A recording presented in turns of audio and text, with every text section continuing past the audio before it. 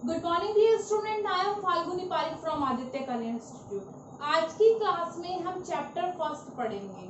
आप कहोगे ma'am chapter first क्यों, आप तो चैप्टर सेकंड पढ़ा रही थी। तो sorry for this my mistake, my side mistake. Reason is that कि आपका कोर्स चेंज हो चुका है और कोर्स चेंज में ज्यादा कुछ चेंज नहीं हुआ है, बस चैप्टर के नेम चेंज हो चुके हैं और चैप्टर का क्लासिफिकेशन चेंज हो चुका है। यानी जो चैप्टर सेकंड नंबर पे आप पढ़ रहे थे वो चैप्टर फर्स्ट नंबर पे पढ़ोगे, और जो चैप्टर सेकंड नंबर पे आप पढ़ रहे थे व्यवसाय की अवधारणा, तो आज से आप चैप्टर फर्स्ट पढ़ोगे व्यवसाय, व्यापार और वाणिज्य के नाम से।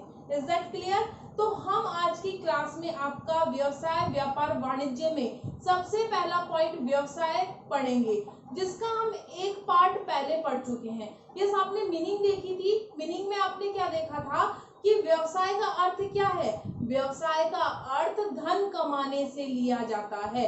ऐसी क्रियाएं जिनका उद्देश्य धन कमाने से संबंधित होता है, वे सभी क्रियाएं क्या कहलाती है, हमारी व्यवसाय कहलाती है।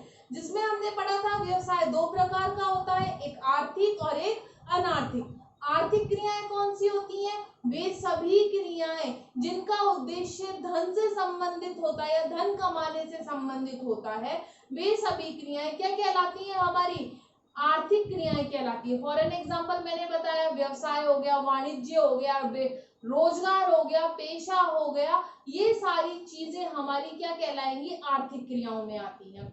फिर अनार्थिक क्रियाएं पढ़ी थी हमने, तो अनार्थिक क्रियाएं कौन सी क्रियाएं होती हैं? वे सभी क्रियाएं जिनका उद्देश्य धन कमाने से संबंधित न होकर लोगों की सहायता करने से संबंधित होता है, जैसे दान देना, अनाथ आश्रम खोलना, लोगों के वृद्धों की, बच्चों की, बूढ़ों की, विधवाओं की सहायता करना, भूखों को भोजन करवाना। इसमें आप उद्देश्य ये नहीं देख रहे हो कि उन लोगों से आपको पैसा मिलेगा, आपका उद्देश्य क्या है, लोगों की सहायता करना है। जैसे गुरुद्वारे में भोजन कराया जाता है मुफ्त में, तो वहां इस पर्पज से नहीं करवाया जाता है कि वहां से उन लोगों को पैसा मिलेगा। गरीबों को जो भोजन करवाया जा रहा है वहां उनका उद्देश्य लोगों की सेवा करना है। तो ये हमारी क्रियाएं अनार्थिक क्रिया कहलाएंगी। फिर इसके बाद हमने कल व्यवसाय की विशेषताएं भी पढ़ ली थी। आज की क्लास में हम व्यवसाय, पेशा और रोजगार, इन तीनों में अंतर पढ़ेंगे। अब आपको ये तो पता है कि व्यवसाय क्या होता है, क्लियर हो गया, जिसका उद्देश्य धन कमाने से संबंधित होता है, जिसमें व्यक्ति स्वयं ही जोखिमों और साहस के द्वारा व्यवसाय में होने वाले प्रॉफिट्स को लेता है, यानी लाभ अर्जित करता है, और नुकसान को भी वो खुद ही वहन करता है। तो ये तो हुआ हमारा व्यवसाय। तो फिर पेशा क्या है? तो पेशा का अर्थ विशेष ज्ञान के द्वारा लोगों को जो सेवाएं दी जाती हैं वो हमारी क्या कहलाती है, सेवा के माध्यम से धन अर्जित करना। क्लियर कर दूं, पैसा कमा रहे हैं इसमें, सेवा के माध्यम से धन अर्जित करना हमारा पेशा कहलाता है। तो फिर मैम रोजगार क्या है? किसी भी नियोक्ता, नियोक्ता का मतलब होता है जिसका स्वयं का वो व्यापार है, व्यवसाय है, उसके द्वारा कोई काम सौंपा गया है और उस काम को जब किया जा रहा है तो वो हमारा रोजगार कहलाता है। क्लासिफिकेशन देखते हैं आज की क्लास में हम। देखो, आधार व्यवसाय, व्यापार और वाणिज्य, चैप्टर का नाम लिख दिया मैंने। आप भी अपनी जो फर्स्ट क्लास में आपने जो बनाए हैं नोट्स, मैंने आपको नोट्स भेजे थे, उसको आप क्लियर कर लो। वहां पर नाम आप व्यवसाय, व्यापार और वाणिज्य डालना। चैप्टर फर्स्ट पढ़ रहे हैं। प्राचीन भारत में व्यवसाय को हम स्किप कर रहे हैं क्योंकि वो आपकी क्लास में यहाँ नहीं है। क्लास 11th, ठीक है।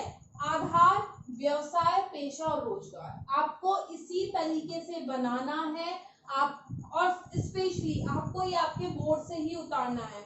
होप सो आपको ये क्लियर दिख रहा होगा। इसका नोट्स नहीं भेजूंगी मैं, इसको आपको आपके बोर्ड पे से ही उतारना है। विशेषताएं आपने पढ़ ली है। विशेषताओं के बाद आप आगे हेडिंग डालोगे व्यवसाय, पेशा व रोजगार में अंतर। क्या हेडिंग डालोगे आप? व्यवसाय, पेशा और रोजगार में अंतर। सबसे पहले पढ़ते हैं हम कार्य की प्रकृति।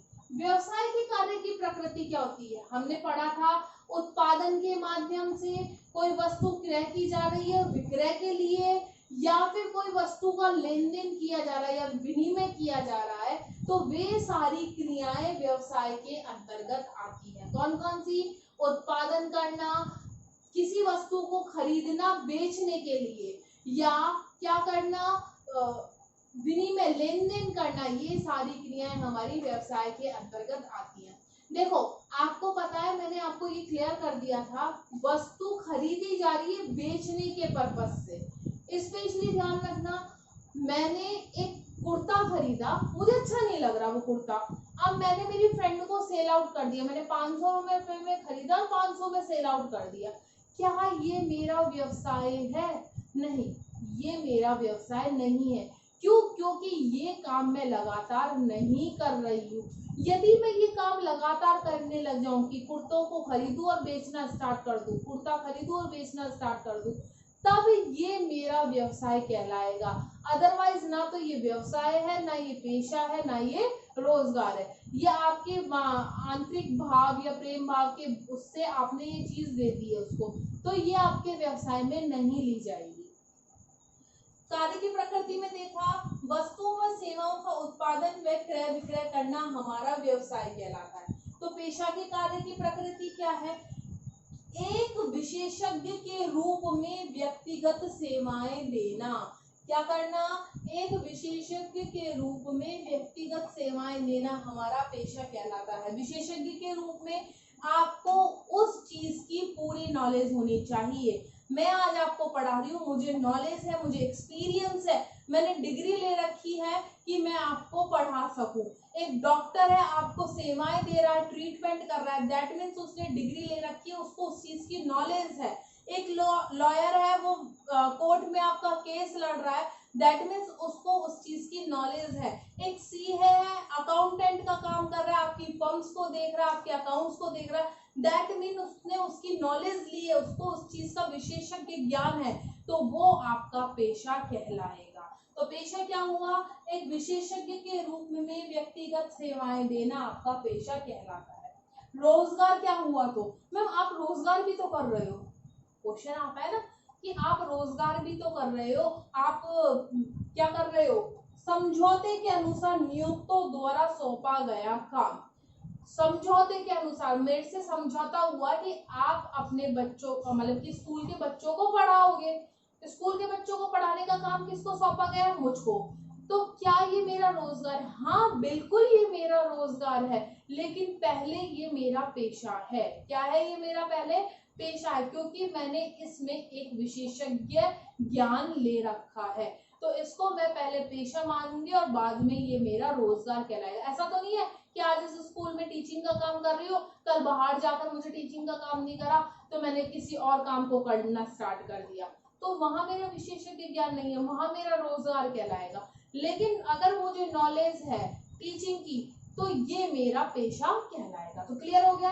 प्रकृति पढ़ी, वस्तुओं के क्रय विक्रय से संबंधित है, ये विशेषज्ञ के ज्ञान से संबंधित है, और यहाँ पर समझौते के अनुसार नियोक्ता द्वारा यानी ऑनर द्वारा काम सौंपा गया है। विनियोग और निवेश, अब पैसा किसमें कितना लगाना पड़ता है? व्यवसाय की बात करें तो व्यवसाय में पैसा लगाने यानी पूंजी लगाना पड़ रहा है, विनियोग करना पड़ रहा है, तो वो व्यवसाय पर डिपेंड करता है। व्यवसाय छोटा है या बड़ा है? एक परचूनी की दुकान है, ये भी व्यवसाय है। एक बहुत बड़ी कंपनी अंबानी की, तो वो भी व्यवसाय है। क्या जितना पैसा परचूनी की दुकान में लगाया जा रहा है, क्या उतना ही पैसा उसमें लग रहा है अंबानी की कंपनी में? नहीं, वो संगठन छोटा है तो उसमें जितनी आवश्यकता होगी उतना पैसा लगेगा, और कंपनी बहुत बड़ी है तो उसमें उसका पैसा लगना ज्यादा है। तो क्या हुआ? आकार में प्रकृति के अनुसार पूंजी की आवश्यकता पड़ती है। पेशा कम पूंजी की आवश्यकता पड़ती है, it's depend on your education line कि आप क्या बनना चाह रहे हो, उसी के अकॉर्डिंग आपको पूंजी की आवश्यकता पड़ेगी। रोजगार में आपको पूंजी की आवश्यकता नहीं है। मैंने सर से कहा सर मुझे काम करना है, मुझे यहाँ पढ़ाना है, क्या मैंने कोई पैसा लगाया है? बल्कि मैं उनसे पैसा लूंगी, मैं उनको पैसा दूंगी नहीं, तो इसमें पूंजी की आवश्यकता नहीं पड़ती है। नेक्स्ट, जोखिम, इसमें अधिक होती है, इसमें कम होती है, और इसमें बिल्कुल भी नहीं होती है।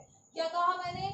इसमें जोखिम अधिक होती है क्योंकि पैसा डूबने का डर ज्यादा रहता है। इसमें कम होती है क्योंकि मैंने डॉक्टर बनने की कोशिश की, हो सकता है मैं नहीं बन पाऊँ, लेकिन चांसेस है ना मैं बन भी जाऊँ तो कम होती है, और इसमें बिल्कुल भी नहीं होती है। उद्देश्य, व्यवसाय का उद्देश्य क्या है?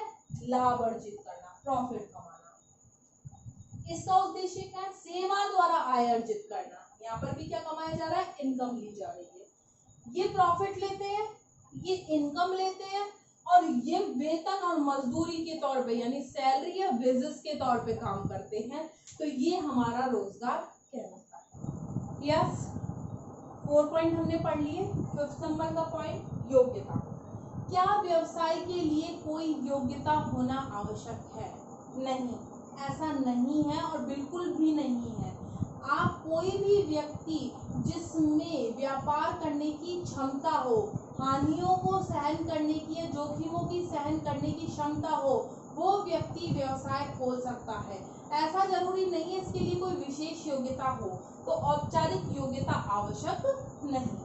पेशे के लिए बिल्कुल आवश्यक है, औपचारिक रूप से योग्यता होना आवश्यक है। एक डॉक्टर, एक लॉयर, एक सीए, एक टीचर, इन सब के लिए एक विशेष प्रकार की योग्यता का होना आवश्यक है। रोजगार सभी के लिए आवश्यक नहीं है। अब यहाँ पर पॉइंट आया, सभी के लिए आवश्यक क्यों नहीं है? यानी व्यवसाय में कुछ काम, रोजगार में कुछ काम ऐसा होता है जिसमें क्या योग्यता होनी भी चाहिए और योग्यता नहीं भी होनी चाहिए। फॉर एन एग्जाम्पल स्कूल का लेते हैं, एक टीचर वहां रोजगार कर रहा है, एम्प्लॉयमेंट है, क्या उसमें योग्यता होनी चाहिए? नहीं होनी चाहिए? बिल्कुल होनी चाहिए। लेकिन वहीं पर एक पियोन काम कर रहा है, क्या वो योग्य होना चाहिए, पढ़ा लिखा होना चाहिए? जरूरी नहीं है, हो तो ठीक है और नहीं हो तो भी चलेगा। तो यानी सभी के लिए आवश्यक नहीं। हित का हस्तांतरण, यानी आप व्यवसाय में अपने हितों का हस्तांतरण कर सकते हो। सपोज दैट एक व्यवसायी है, उसकी मृत्यु हो गई या किसी भी कारण से वो व्यवसाय नहीं देख पा रहा, अपने बेटे को व्यवसाय सौंप दिया, तो यानी हाँ, हितों का हस्तांतरण किया जा सकता है। एक डॉक्टर है, अब वो अपना डॉक्टरी नहीं कर रहा है, यानी उसने क्लिनिक बंद करनी, क्योंकि उससे काम नहीं किया जा रहा है, या तो वो बूढ़ा हो गया या वो भी मर गया, दोनों में से एक भी काम हो सकता है, या वो नहीं कर सकता।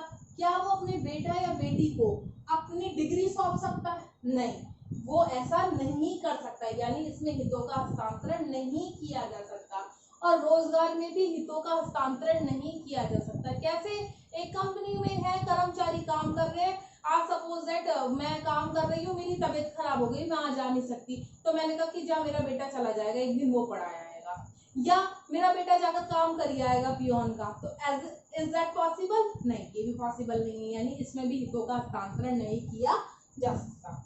आचार संहिता इसमें लागू नहीं होती है, हाँ इसमें लागू होती है, और अनुबंध के आधार पर जिस तरीके का अनुबंध किया गया उस प्रकार की आचार संहिता लगती है। आप देख लीजिए 4 पॉइंट पहले थे, 5वां, 6ठा और 7वां ये रहा।